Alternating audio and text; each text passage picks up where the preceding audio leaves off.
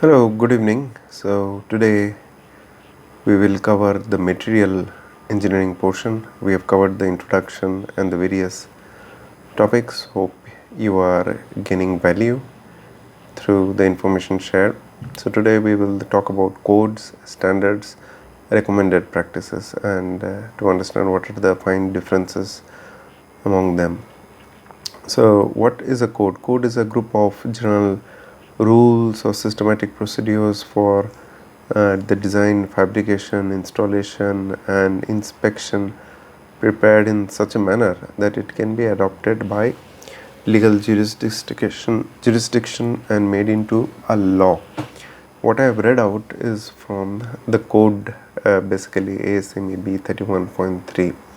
So what it means is that these are mandatory requirements you need to follow. Now let's understand what are standards as per and ASME standards, ANSI standards. These are documents prepared by a professional group or committee which are believed to be good and proper engineering practice and which can contain mandatory requirements. So in code, the necessary difference that you find is that one is mandatory and it can be adopted by legal jurisdiction and made into a law. Standards, there is no such mandatory.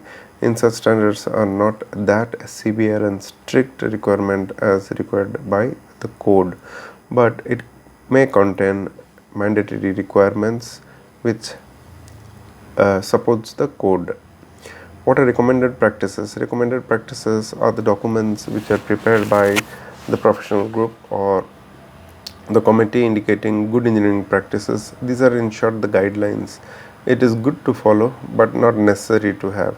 So for any piping engineering professional, it is important to understand the basic difference between the code, the standard, recommended practices. Recommended practices are in short the guidelines. Hope this clears. Thank you very much. Keep tuned in.